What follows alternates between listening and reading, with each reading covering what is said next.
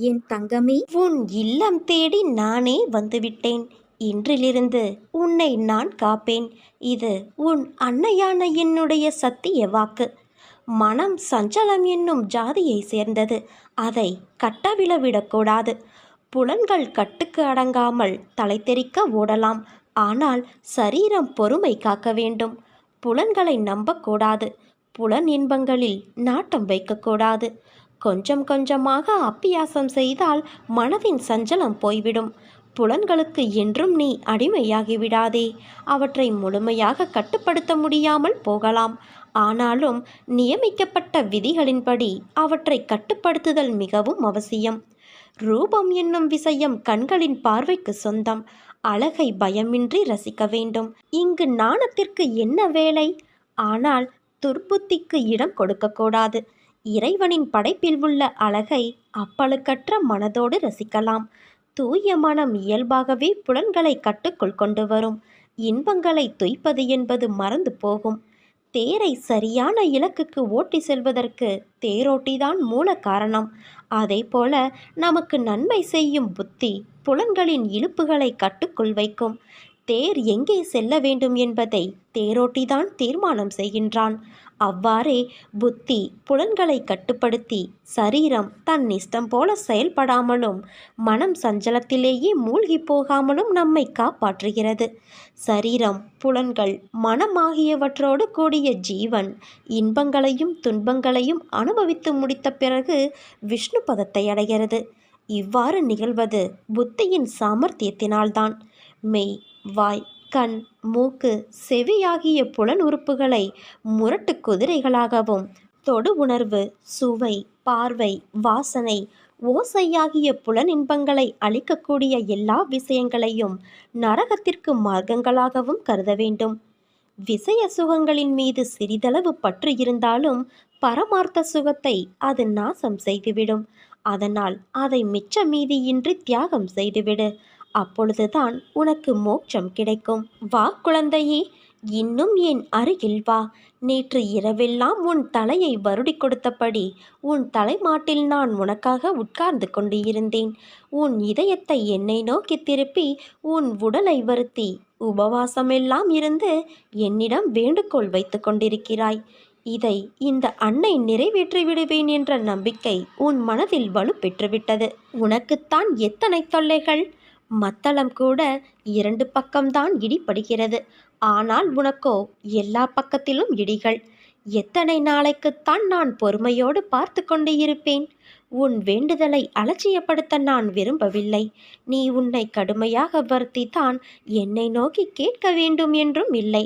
நான் உன் அருகிலேயே இருக்கிறேன். நீ உருகும்போது நான் தாரை தாரையாய் அழுகின்றேன். உன்னுடைய தேவைகளுக்காகத்தான் நான் அங்கும் இங்கும் ஓடியாடிக் கொண்டிருக்கிறேன். உனக்கு நல்ல வழிகளை நான் உருவாக்கி தருவேன் குழந்தையே. நீ நம்பிக்கை இழக்காதே. யாரேனும் ஒருவர் தன்னை என் குழந்தையாக பாவித்து என்னிடம் வேண்டிய அளவு சரணடைந்து அந்த சரணாகதியை முழுமையானதாக செய்து கொள்ள முயற்சிகள் முழுவதும் எடுத்துக்கொண்டு விட்டால் நான் அவனுடைய எல்லா சுமைகளையும் ஏற்க முன்வந்து அந்த பக்தரை உண்மையிலேயே தன் குழந்தையாக ஆக்கிக் கொள்கிறேன்.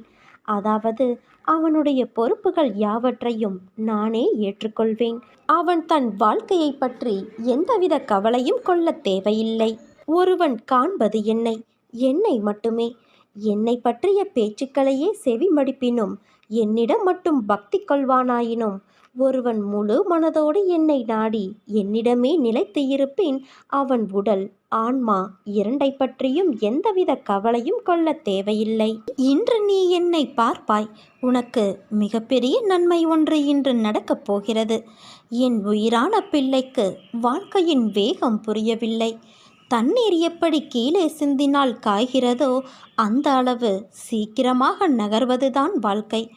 எல்லோருக்கும் நல்ல நேரம் வாழ்க்கையில் வேகமாக வருகிறது. எனக்கு மட்டும் ஏன் கஷ்டங்கள் என நீ ஆதங்கப்படுகிறாயா? உன் வாழ்க்கையில் உனக்கானது உனக்கான சரியான நேரத்தில் நடைபெறும். மற்றவர் வாழ்க்கையோடு உன்னை நீ ஒப்பிடாதே. அவர்களின் வாழ்க்கை சாயல் வேறு, உன் வாழ்க்கையின் சாயல் வேறு. இரண்டையும் படைத்தவன் நான். அதற்கான தேவைகள் எல்லாம் நேரம் வரும்போது நிச்சயம் உன்னை வந்து சேரும். நீ எதற்காகவும் கலங்காதே. உன்னையும் உன் குடும்பத்தையும் நான் வேரூன்றி நிற்க செய்வேன். அந்த வேரானது பூமியிலிருந்து மேலோங்கி வளரும் தன்மை கொண்டது. உன்னை மாற்ற வேண்டும் என்ற எனது விருப்பத்தினால்தான் இந்த நிகழ்வுகள் எல்லாம் உன்னை எட்டி பார்க்கிறது. உன்னிடம் நிறைக்குறை என்பதை சூழ்நிலைகளில்தான் உன்னால் உணர முடியும். அதை புரிய வைக்கத்தான் இந்த நிகழ்வுகளை நான் நடத்தி வைக்கிறேன். என் பொறுப்பு நீ. நிச்சயம் நீ ஜெயமாக வாழ்வாய் குழந்தையே. என் அன்பும் ஆசிர்வாதமும் எப்போதும் உனக்கு உண்டு. என்றும் உன்னை என் இருதயத்தில் அரவணைத்து வளர்ப்பேன். முதலில் உன்னை நீ தெளிவுபடுத்திக்கொள்.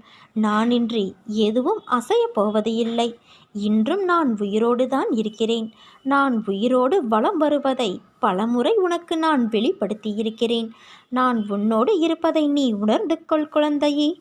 மனமும் எண்ணமும் வேறுபட்டு இருக்கையில் பணம் மட்டும் எப்படி நல்ல தீர்வை சொல்ல முடியும்? உணர்வுகளை பகிர்ந்து கொள்ள வேண்டும். அதன் பிறகு வாழ்க்கையில் புத்துணர்வு பிறக்கும். நான் உன்னை என் கட்டுப்பாட்டில் வைத்திருக்கின்றேன். இன்னும் சில மாற்றங்களை உன்னிடத்தில் ஏற்படுத்தப் போகிறேன். அது உன்னை அடியோடு மாற்றப் போகிறது. உன்னை வழிநடத்தி நல்ல புத்திமதிகளை சொல்லி உன்னை உயர்த்தப் போகிறேன். உன் பிடி என்னிடம் உள்ளது என்பதை நீ மறந்து விடாதே. அனைத்தையும் கையாளும் போது கவனமாக கையாள வேண்டும். உன்னிடம் இருந்து எனக்கு என்ன தேவை தெரியுமா? நான் யார் என்று தெரியாமல் இருந்தபோது நீ எப்படி இருந்தாயோ, என்ன செய்தாயோ, அதை கடந்து வந்து நான் யார் என்பதை எப்போது நீ உணர்ந்து கொண்டாயோ, அக்கணமே உனது கர்ம பலன்கள் பாரங்கள் முழுவதையும் நான் வாங்கி கொண்டேன். அகங்காரத்தை கைவிடு. தான் என்ற அகந்தையை விட்டுவிடு. ஆணவத்தை விட்டொளி. பகைமையை கைவிடு. தீய பழக்கங்களிலிருந்து வெளியில் வா. கோபத்தை கைவிடு. நிதானத்தை கடைப்பிடி.